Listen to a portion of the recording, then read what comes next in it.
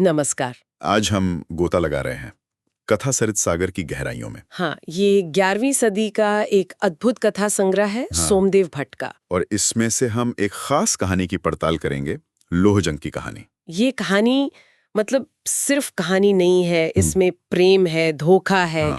एक अविश्वसनीय सफर है और हाँ, एक बहुत ही नाटकीय बदला भी है। बिल्कुल। तो आज हम इसी कहानी के किरदारों को समझने की कोशिश करेंगे। लोहजंग है, रूपणिका है और रूपणिका की माँ मकरदंष्ट्रा, उनके इरादे, उनके रिश्ते और वो मोड़ जहाँ कहानी एकदम घूम जाती है। हाँ, देखेंगे कि कैसे एक सीधा साधा गरीब ब्राह्मण इतने असाधारण हालात से गुजरता है और अपना बदला लेता है। तो चलिए शुरू करते हैं मथुरा नगरी से। ठीक है। वहां रहती है रूपणिका, एक बहुत ही खूबसूरत वेश्या। और उसकी माँ मकरदंष्ट्रा, जो एक अनुभवी कुटनी है। कुटनी यानी मतलब जो वेश्यावृत्ति के दांव पेच सिखाती है या कह लें कि उस पेशे को चलाती है, एक तरह की मैनेजर। अच्छा, तो कहानी शुरू होती है मंदिर से। हाँ, रूपणिका मंदिर जाती है और वहां उसकी नजर पड़ती है लोहजंग पर। एक साधारण ब्राह्मण युवक। बिल्कुल गरीब है, लेकिन रूपणिका को वो पहली ही नजर में भा जाता है। और वो अपने पेशे की परवाह किए बिना हाँ, माँ की सीख को भी भूलकर अपनी सेविका को भेजती है लोहजंग को बुलाने। अपने घर आने का न्योता देती है। जी। लेकिन लोहजंग वो क्या सोचता है? वो हिचकिचाता है पहले तो। सोचता है मैं ठहरा गरीब ब्राह्मण, और वो इतनी मशहूर वेश्या। हाँ, मेरे पास उसे देने को है ही क्या। पर सेविका उसे कुछ बताती है। हाँ, वो कहती है कि रूपणिका को धन नहीं चाहिए, ओह, उसे लोहजंग खुद चाहिए। ये सुनकर तो लोहजंग की हिचक खत्म हो गई होगी। बिल्कुल। और वो रूपणिका के घर जाने को तैयार हो जाता है। तो लोहजंग पहुंचता है रूपणिका के घर। वहां मकरदंष्ट्रा का क्या रिएक्शन था? वो हैरान होती है, शायद लोहजंग की गरीबी देखकर या बेटी की पसंद पर। लेकिन रूपणिका तो बहुत खुश थी। उसने लोहजंग का स्वागत किया। और वो साथ रहने लगे। हाँ, और रूपणिका जैसे सब कुछ भूल गई, अपना पेशा, अपनी माँ की बातें। सिर्फ लोहजंग के प्रेम में डूब गई। यही कहानी का पहला दिलचस्प मोड़ है। एक वेश्या का किसी गरीब ब्राह्मण से, वो भी बिना किसी स्वार्थ के। हाँ, ये उस समय की मान्यताओं के तो बिल्कुल खिलाफ था। और उसके अपने पेशे के नियमों के भी। ये रूपणिका का एक तरह का विद्रोह था। अपनी माँ और समाज के खिलाफ। हाँ, व्यक्तिगत भावना की जीत थी ये, स्थापित व्यवस्था के खिलाफ। लेकिन मकरदंष्ट्रा जैसी अनुभवी कुटनी इसे कैसे बर्दाश्त करती? बिल्कुल नहीं। उसे ये भावनात्मक निवेश, जैसा आपने कहा, बिल्कुल पसंद नहीं आया। उसने रूपणिका को समझाया होगा। हाँ, कहा कि भाई वेश्या का धर्म प्रेम नहीं, पैसा कमाना है। उसने वो कहावत भी कही थी ना, स्नेह करने वाली वेश्या संध्या की लालिमा के समान अधिक देर तक नहीं चमक सकती। क्या मतलब है इसका? मतलब जैसे शाम की लाली जल्दी ढल जाती है, वैसे ही प्यार में पड़ी वेश्या का आकर्षण और कमाई दोनों खत्म हो जाते हैं। तो उसने कहा कि लोहजंग को निकाल दो फौरन। लेकिन रूपणिका, उसने क्या जवाब दिया? रूपणिका तो गुस्से में आ गई। उसने कहा लोहजंग मुझे जान से प्यारा है और मेरे पास बहुत पैसा है, मुझे और नहीं चाहिए। हाँ, और माँ को चेतावनी भी दी कि दोबारा ऐसा ना कहे। ओहो, तो माँ बेटी में ठन ले। ये सिर्फ झगड़ा नहीं था, ये दो पीढ़ियों की सोच का टकराव था। माँ की सोच व्यावहारिक थी। हाँ, नियम, पैसा, सुरक्षा।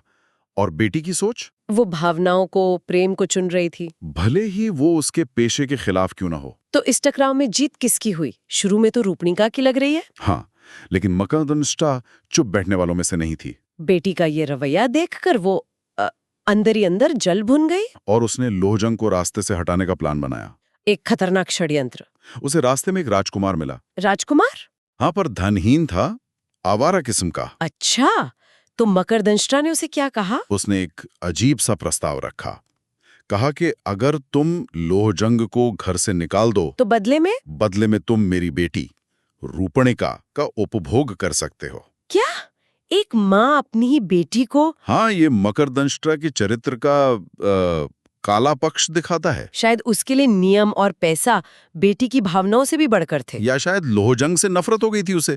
खैर, वो राजपुत्र मान गया। और फिर एक दिन मौका मिल ही गया। हाँ, रूपणिका मंदिर गई थी, लोहजंग भी बाहर था। तभी राजपुत्र अपने आदमियों के साथ घर में घुस गया। बिल्कुल। और जब लोहजंग वापस आया तो उसे पकड़ लिया गया। हाँ, दरवाजे पर ही सिपाहियों ने पकड़ लिया और फिर पीटा उसे बुरी तरह, लात घूंसों से, और फिर घसीटकर पास के एक गंदे गड्ढे में फेंक दिया। ओह, ये तो बहुत ही अपमानजनक था। यही लोहजंग के जीवन का टर्निंग पॉइंट है। ये सिर्फ मारपीट नहीं थी, ये उसकी आत्मा पर चोट थी। उसकी प्रेमिका के घर से, उसी की माँ की साजिश से। हाँ, जानवरों की तरह पीटा जाना, गंदगी में फेंका जाना, उसका आत्मसम्मान कुचल दिया गया। और इसी अपमान ने उसके अंदर बदले की आग जलाई होगी। बिल्कुल। अब कहानी का रुख यहीं से बदलेगा। तो लोहजंग उस गड्ढे से निकला कैसे? किसी तरह शायद रात में वो वहां से निकला, घायल, अपमानित। और शहर छोड़कर भाग गया। हाँ, रूपणिका जब लौटी उसे पता चला, वो दुखी हुई पर शायद कुछ कर नहीं पाई। और लोहजंग, वो इतना टूट गया कि वो जीने की इच्छा ही छोड़ बैठा, प्राण त्यागने के इरादे से किसी तीर्थ की तरफ चल पड़ा। रास्ते में गर्मी से बेहाल उसे एक हाथी की खाल मिलती है। हाँ, एक निर्जन जगह पर, सूखी हुई खोखली खाल। जानवरों ने अंदर से खा लिया होगा शायद।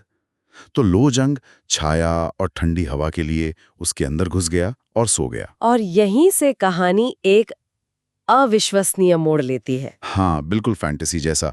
जोर की बारिश होती है, खाल पानी से सिकुड़ जाती है और लोहजंग अंदर फंस जाता है, और वो खाल पानी के साथ बहने लगती है। बहते बहते पहले गंगा में, और फिर गंगा से समुद्र में। ये तो कमाल है। यथार्थ से कल्पना में सीधी छलांग। हाँ, ये प्राचीन कथाओं की खासियत है। भाग्य या कह लें देवयोग उसे कहीं और ले जा रहा था। उसका दुख अब एक बड़ी यात्रा का हिस्सा बन गया। बिल्कुल। और यात्रा भी खत्म नहीं हुई थी। समुद्र में क्या हुआ? गरुड़ वंश का एक बहुत बड़ा पक्षी उस खाल को देखता है। उसे लगा होगा कोई मांस का टुकड़ा है। हाँ, उसने खाल को चोंच में उठाया और उड़ गया। उड़कर कहाँ ले गया? समुद्र पार एक द्वीप पर। कहानी कहती है शायद लंका के पास कोई द्वीप था। और वहां उसने खाल को फाड़ा। हाँ, खाने के लिए। लेकिन जैसे ही खाल फटी, अंदर से लोझंग निकला, जीवित। पक्षी भी हैरान। शायद डर गया और लोझंग को वहीं छोड़कर उड़ गया। लोझंग को तो यकीन ही नहीं हुआ होगा। उसे लगा जैसे कोई सपना देखा हो, बिना सोए। फिर उसने द्वीप पर क्या देखा? 2 भयानक राक्षस। राक्षस? लेकिन मजे की बात यह कि राक्षस उसे देखकर डर गए। राक्षस डर गए? हाँ। उन्हें शायद राम के हाथों लंका में जो हुआ था वो याद आ गया। अच्छा, तो अब राक्षस इंसानों से डरने लगे थे? ऐसा लगता है। वो डरे हुए राक्षस भागे भागे अपने राजा विभीषण के पास गए। विभीषण, रावण का भाई? हाँ, जो राम भक्त था। उन्होंने बताया कि तट पर एक मनुष्य है।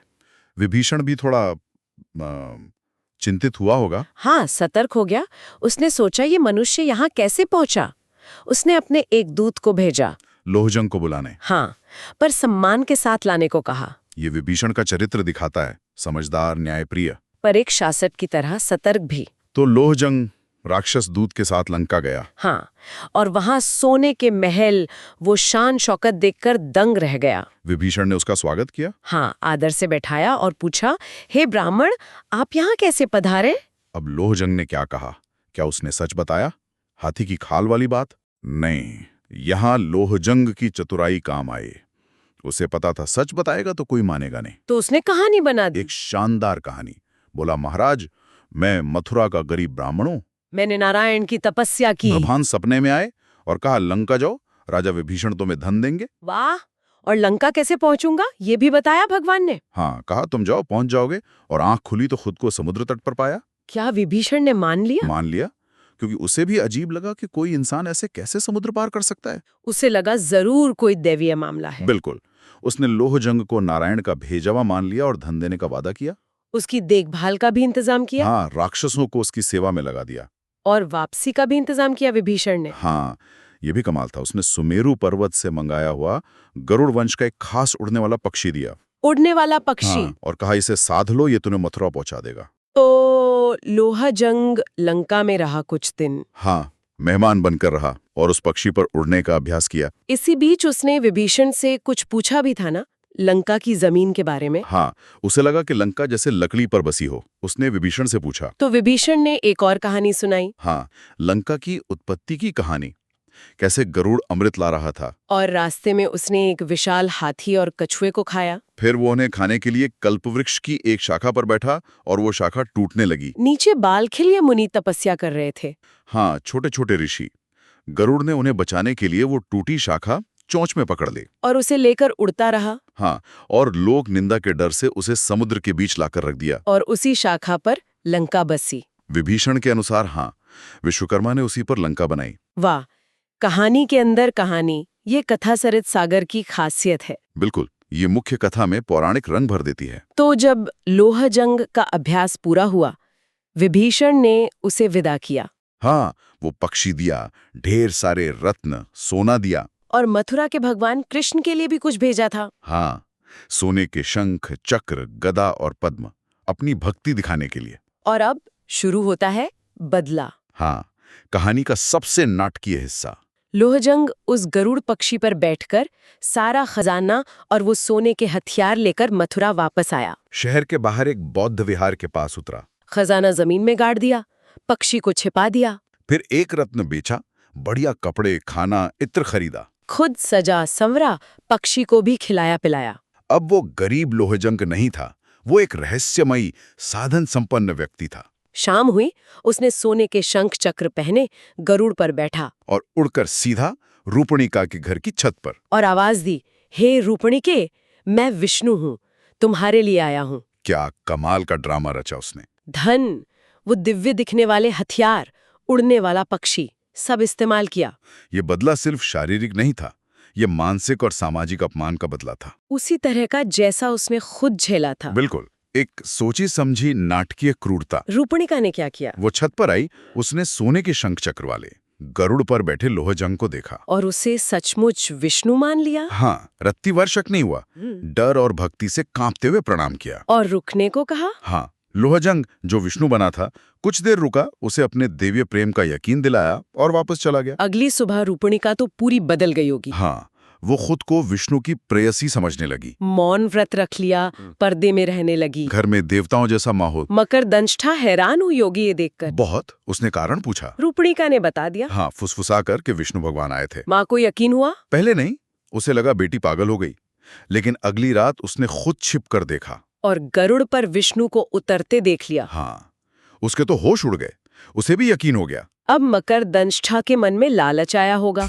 हाँ, बोला, परसों एकादशी है, स्वर्ग का दरवाजा खुलता है, अगर वो शिवगण का वेश बना ले तो मैं उसे शिवगणों में शामिल करा के स्वर्ग पहुंचा दूंगा। चालाकी देखिए। मकरदंष्टा ने पूछा होगा कैसा वेश? हाँ, वो कुछ भी करने को तैयार थी। तो लोहजंग ने बताया, सिर मुंडा हो, 5 चोटियां हो, गले में हड्डियों की माला, आधा शरीर काला आधा लाल और नग्न अवस्था। कल्पना करना भी मुश्किल है। ये बदला मतलब हद ही कर दी। ये सिर्फ अपमान नहीं, ये उसे सार्वजनिक तमाशा बनाना था। उसे हास्यास्पद, विभत्स, दयनीय बनाना था। पोएटिक जस्टिस साध रहा था वो। और मकरदंष्टा स्वर्ग के लालच में मान गई। एकादशी को उसने वैसा ही डरावना वेश बनाया। शाम को लोहजंग आया, उसे गरुड़ पर बैठाया। परोड़ा ले गया। कहाँ ले गया? शहर के पास एक मंदिर के सामने।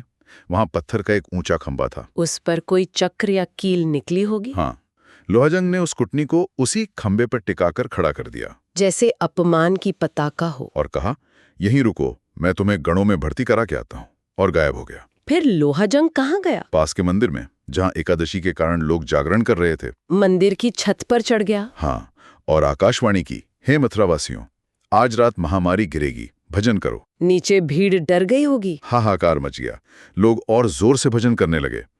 लोहजंग ने अपना वेश बदला और भीड़ में शामिल हो गया। हाँ, अनजान बनकर। उधर खंबे पर खड़ी मकरदंष्टा का क्या हुआ? वो थक गई, डर गई, चिल्लाने लगी, मैं गिलती हूँ। नीचे लोगों ने सुना तो उन्हें लगा यही महामारी है जो गिरने वाली है। वो चिल्लाए, मत गिरो, मत गिरो। हुआ तो लोगों ने खंबे पर उसे देखा, पहले डरे, फिर पहचान गए कि ये तो मकरदंष्टा है। फिर तो हंसी का फव्वारा छूटा होगा। पूरा शहर हंस रहा था। राजा भी आया, रूपनिका भी आई, रोते हुए माँ को नीचे उतारा। माँ ने अपनी कहानी बताई होगी। हाँ, रोते रोते सब बताया, लोग और हंसे। उन्हें लगा किसी सिद्ध पुरुष ने इस चालाक औरत को ठगा है। हाँ, तो राजा ने घोषणा की, जिसने ये किया है वो सामने आए, उसका सम्मान होगा। पट्टबंध से सम्मान। हाँ। तब लोहजंग सामने आया, भीड़ से निकलकर बोला, वो मैं हूँ। और उसने अपनी पूरी कहानी सुनाई। हाँ, शुरू से अंत तक, कैसे अपमान हुआ, कैसे लंका पहुंचा, कैसे बदला लिया। सबूत के तौर पर वो सोने के शंख चक्र राजा को भेंट किए, सब दंग रह गए। और लोहजंग की बात मान ली। हाँ, लोग उसकी हिम्मत, बुद्धि और इस अनोखे बदले से खुश हुए। उसका सम्मान किया गया। हाँ, पट्टबंध से। हाँ, और राजा ने रूपणिका को वेश्यावृत्ति से आजाद कर दिया। बिल्कुल। तो आखिरकार लोहजंग को सब कुछ मिल गया। हाँ, लंका का धन, मकरदंडस्ट्रा से बदला और रूपणिका का साथ। वो सुख से मथुरा में रहने लगा। तो ये थी लोहजंग की अद्भुत कहानी। प्रेम भी, धोखा भी, अविश्वसनीय किस्मत भी, और बुद्धि से लिया गया नाटकीय बदला भी। वाकई ये कहानी मानवीय भावनाओं के हर रंग को दिखाती है। प्रेम, गुस्सा, अपमान, बदला। हाँ, और ये भी दिखाती है कि ये भावनाएं इंसान से क्या-क्या करा सकती हैं। ये भाग्य और बुद्धि की कहानी भी है। बिल्कुल, कैसे एक अकेला आदमी मुश्किल हालात को अपनी चतुराई से अपने हक में मोड़ लेता है। पर एक सवाल तो उठता है, क्या लोहजंग का बदला लेने का तरीका सही था? खासकर मकरदंडस्ट्रा का वो सार्वजनिक अपमान। हाँ, क्या जिस तरह का अपमान उसने सहा, उसने उसे वैसा ही करने पर मजबूर कर दिया? क्या अंत यानी लक्ष्य साधन को सही ठहराता है? ये कहानी हमें आज भी सोचने पर मजबूर करती है। हाँ, अन्याय और अपमान इंसान को कितना बदल सकते हैं। और न्याय और प्रतिशोध के बीच की वो महीन रेखा कहाँ है? शायद आज के लिए भी इसमें गहरे सबक छुपे हैं। लोहंज की ये रोमांचक कहानी, जैसा हमने बताया, कथा सरित सागर के पहले खंड कथा मुखालंबक से ही गई थी। सोमदेव भट्ट की अमर रचना।